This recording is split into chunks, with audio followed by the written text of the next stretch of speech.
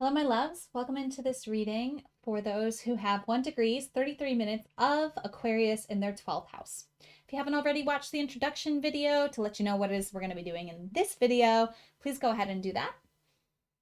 So let's talk about the houses. The houses represent the where of our zodiac story. So this is where the new moon in Aquarius is happening, where the sun and the moon are together in the same place in the sky, inviting you to focus on the house of secrets. So the 12th sign of the zodiac is Pisces, and Pisces is the ruler of the 12th house. Neptune is the ruler of Pisces and therefore is also the ruler of the 12th house. So as we're talking about this house, we're talking about the hidden world, we're talking about dreams, we're talking about fear, we're talking about intuition, and we're talking about our rest and our sleep.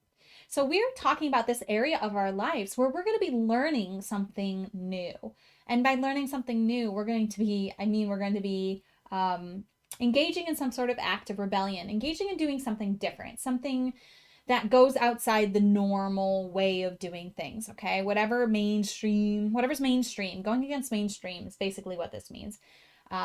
Use your imagination, use your intuition to come up with whatever this is for you. An example is you might be approaching your fear in an unconventional way. Even acknowledging your fears and moving through them can be unconventional.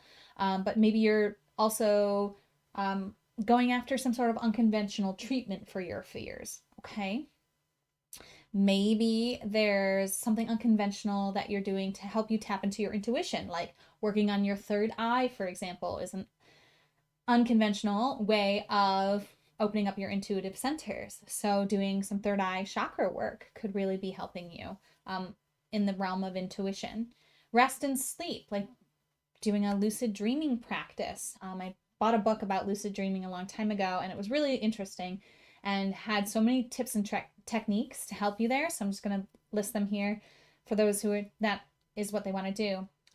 The way that you lucid dream is you practice questioning whether you're dreaming in your waking hours, and then at some point it'll be habituated so much so that you'll do it in your sleep. And at that point, you just realize you're dreaming, and maybe the first couple times it happens, you immediately wake up. But after a while, you'll be able to stay in the dream and recognize that you're dreaming and recognize that you can now direct the course of events within that dream. So the way that you challenge that is you, throughout the day, try to stick your finger through your hand. Okay. Count the number of fingers on your hand. They say that you can jump, and if you land back down, you're not dreaming, but if you float, dreaming. You can read something. You can read a page in a book and read it twice, and if it changes, you're dreaming. You can also ask yourself whether or not you're dreaming when you're doing something like you just ask yourself throughout the day, but if you like do it every time you're at a red light or every time you go to the bathroom, something habitual, then you'll trigger it in the dream and you ask yourself if you're dreaming. So that helps you to do the check. So ways to do that would be just like, okay, you got a stop sign now. Am I dreaming? Do the hand thing, right? Or read something twice. Okay, read a billboard twice or something. Another way to check if you're dreaming is to remember how you woke up. Can you remember how you woke up? Like what happened at the beginning of that day? Okay, enough about that. Just trying to think of any other examples I can give you. Hopefully those two examples are really good. Or maybe you just have an unconventional dream and now it's time for you to go for it. Kudos to you. So I'm going to dive in a little bit more here to talk about the whole house system. So if you don't use this system, you're not interested in this, just scroll ahead to the reading, okay? But for those of you who use the whole house system and want to learn more, let's dive in. The cool thing about the whole house system is it makes it easy for you to figure out where anything is happening in your chart, which house, because the houses are oriented by the rising sign.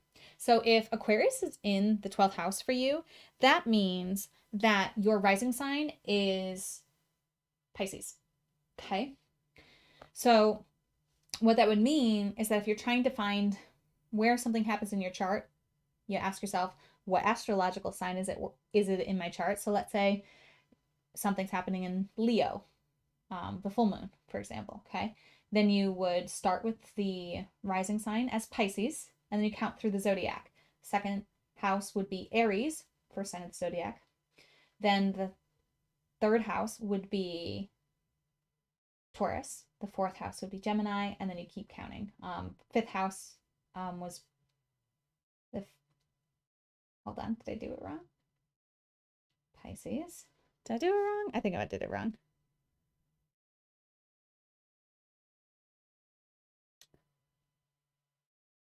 Oh, yeah, I did. No, I didn't.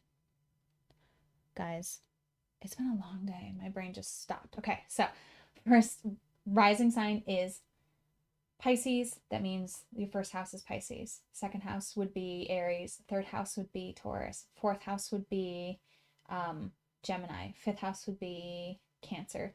Sixth house would be Leo. Okay, so this means that Leo would be in your 6th house. Okay, I know I flubbed that, even though I was telling you it's so easy to do. We have to know the order of the zodiac.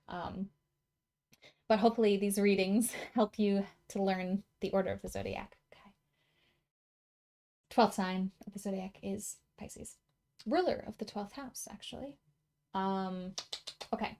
So another thing is that the new moons are going to happen in progressive houses. So this new moon in Aquarius is happening in your 12th house. Well, the next new moon in Pisces will happen in your 1st house. Okay. Again, because it's the ruler of, it's your rising sign, and the rising sign is in the 1st house for the whole house system. Also, the full moons are progressing through the houses one at a time, but in the opposite house of wherever the new moon was. So that Leo energy we were talking about, the full moon happens in the 6th house, which you notice little page there is holding a wheel. The 6th house is directly opposite the wheel to the 12th house. Okay, so the full moons are in that same pattern, and it's always going to be opposite wherever the new moon was. Hopefully that helps you understand the house system a little bit more, even though I kind of flubbed that up. Let's get into your reading.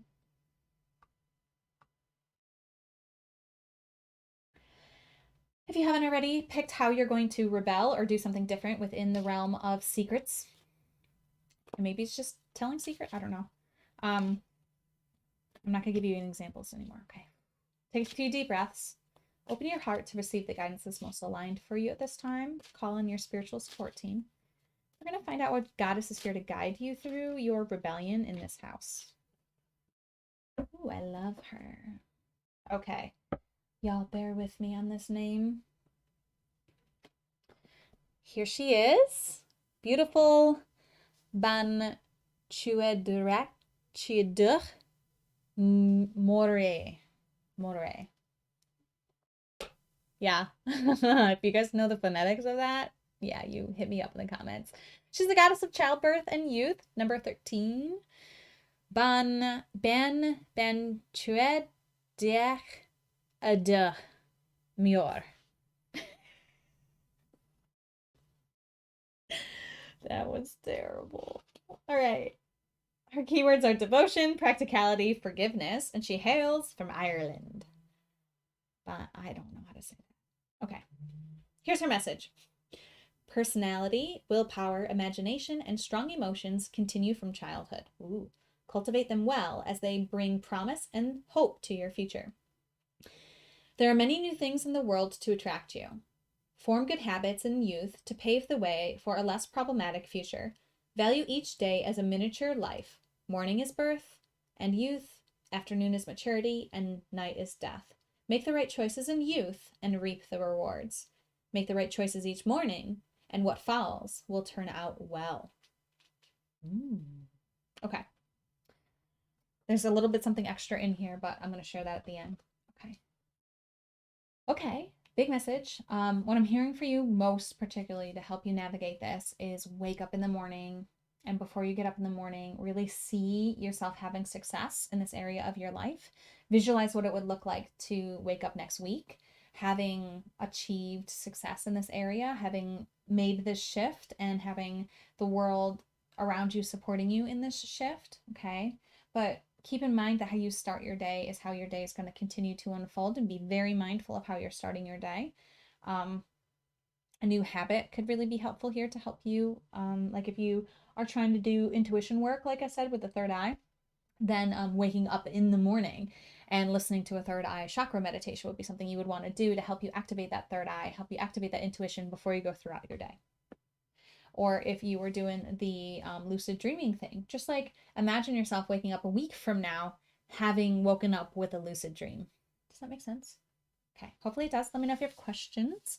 And there's also here a way to divine yes or no. To divine a yes or no answer to a question, place an ivy leaf in a dish of water for 6 days. If the leaf has no blemishes on the 6th day, the answer is yes. The answer to your question is no if the leaf has blemishes. So you might also want to do that. That's part of her message. If that's not your thing, that's fine. Let me know if you have questions. Let me know how this resonates. And as always, namaste. The universal light within me salutes and honors that universal light within you. Namaste.